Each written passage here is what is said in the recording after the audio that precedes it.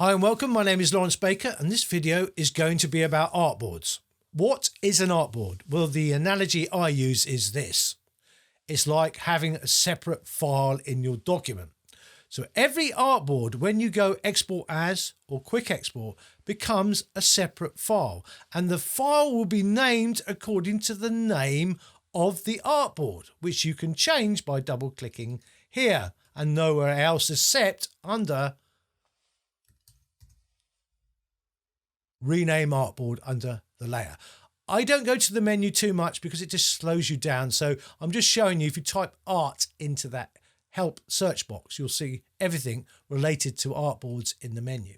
But I try and stay away from it. Anyway, you can name it by double clicking. Naming your artboards is vitally important. I'll show you why, because if I go File, Export, Quick Export, go to Bridge, Adobe Bridge, there's my two files, desktop PNG, iPhone PNG. Command A, delete. If I go to File, Export, Export As, do the same thing. I won't talk about size here, just leave it on ×1. That's about high pixel density screens and not for this video. Export all, save it, let it do its work. Done. Go to Bridge. Two files exactly the same, iPhone PNG and desktop PNG. So Command A or Control A, backspace to delete them. Back to Photoshop. So that's why you should name your artboards. Of course, you can create an artboard from scratch by going Command and Control N. I will point out that artboards are only for RGB color space, and they're not really designed at print or photo or art and illustration. If you go to web and mobile, artboards are on by default. And it doesn't matter what artboard you pick first off, although you've got presets, because you can change them so quickly. So everything else here is about me really, but you cannot have anything but RGB when you're using artboards. If you try and use CMYK, you can't tick the artboard. It goes back to RGB color. So yeah, important. 8-bit, well, if I'm working with normal graphics, I'm going out to the web, 8-bit's no problem. If I'm working with photographs, I might change that to 16-bit. The background, yeah, well, depends what you like, but if I was working with transparency, I would use transparency, close. So I don't need to create a new document because here we are, we've got two artboards. Now, with that artboard selected, I'm on the artboard tool, you'll see the plus signs. If you've got enough space to add in an artboard, you just click on here and it will add an artboard the same size. Simple as. Command and Control Z. If I press the Alt or Option key and click on it, I'll get a duplicate. Command and Control 0 to fit on the screen. If I wanted to fit a particular artboard on the screen, Command and Control Z to lose that one. If I Alt or Option click on the artboard layer, which is just a holder, that becomes fitted on screen, so to speak. Alt or Option click on that. That is available from View, Fit Artboard on Screen, but Alt or Option, click on the artboard layer, made it fit on screen. Obviously, as I said, they're like layer groups, and that's really what Adobe call them, layer groups or separate canvases, but ultimately they end up as separate files. So that's all the information underneath there. So artboards, creating them. Let's start with the artboard tool itself. I haven't got any presets for it. You can have presets that ship with Photoshop. There's a lot there. You can change the size there. You can change the background as well. This will change the orientation and this will really throw you. Now it's currently in portrait mode. If I clicked on landscape, it's basically lost half my information outside the artboard. It's become two separate layers, and that's because of auto nesting. So Command and Control Z. I will show you auto nesting in a minute, but it's something that will bite you on the backside quite a lot. So be careful of it. So here we are.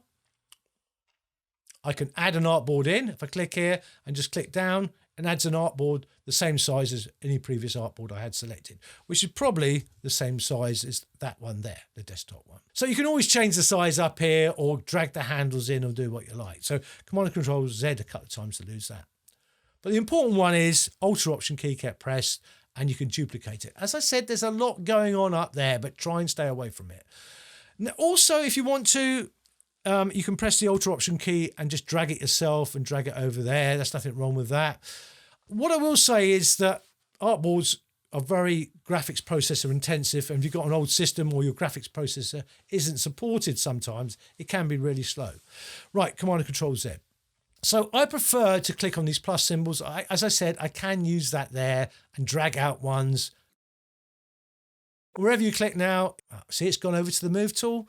This is something you're just going to have to put up with. So if I click down there, it's not working. So if I go back to the Artboard tool, click on that, click down, I get a very small artboard. So it remembers the last artboard you created. Command 0 to fit back on screen.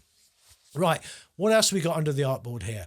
We can distribute the layers, align them to the artboard, but that is also available under the Move tool as well. But under the Artboard tool, let's show it to you. So let's go into the iPhone one here and pick that white layer there, and then go up to the Artboard tool, which is fiddly all this, and go to that and go top edges. It's going to move it to the top, Command Control Z.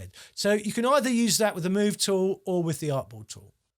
Under the cog, Auto Nest Layers, which I mentioned briefly, is on by default. Auto Size Canvas, it shrinks and expands the canvas to contain all the artwork, all the artboards, and so that's on by default. Don't touch it. Keep relative position during layer reordering.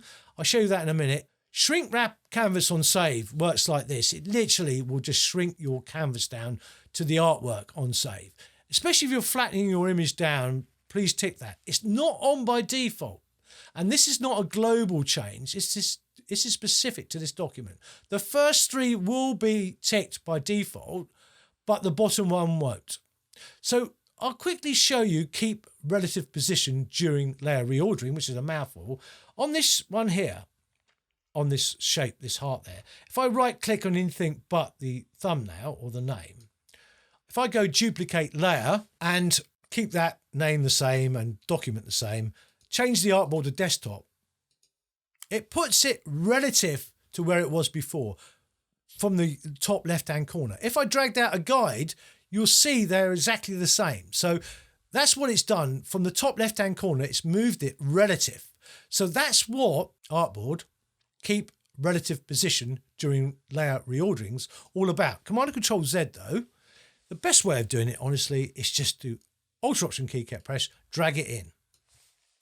And when you drag it in, it becomes part of that artboard. That is Auto Nest Layers. And I'll come to that now. So let's go Command and Control Z. Let's explain it the easy way first. If I drag up now with that handle, that red funnel has now gone outside of the artboard because that is auto nesting. If I dragged it back in or made the artboard bigger again, because it's now part of the artboard, if I went to the Move tool now, Shift V, and then Command clicked on it and then moved it into that one there, it's come out of that artboard and gone into the other artboard. Simple as that, Command and Control Z. So if you turned it off, like so, and then did that, that is still part of the artboard. It won't be exported, but it's still part of the artboard. You can't even see it. If I went to the Move tool, it's not going to help me.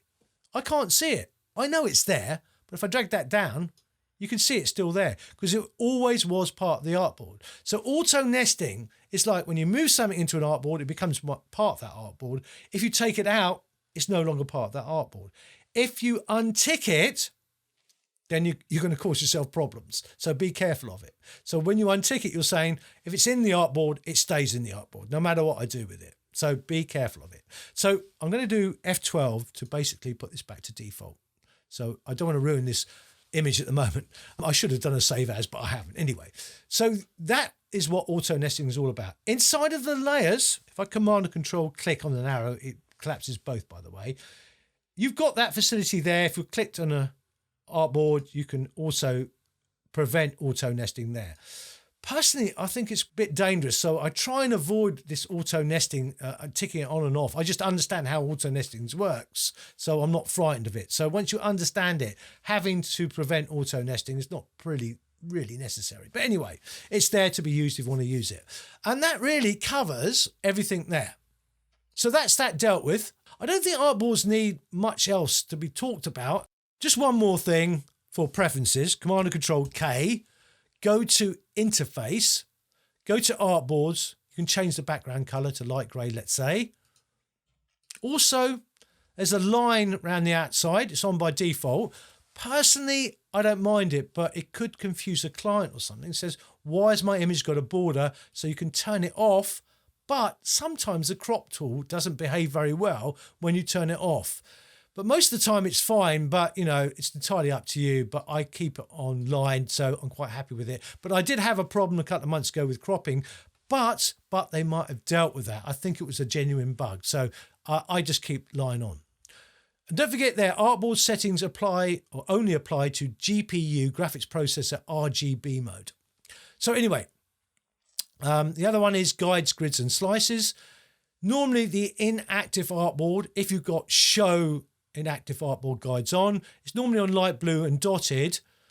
I prefer it on light red. To be honest with you, unticking this might be a favour because every artboard has its own specific guide. So if I'm on that 400 by 200 one there, I drag out a guide, it's going to be blue because it's an active artboard. If I come to this one here and drag out a guide from the top, let's say, that's blue, they turn red.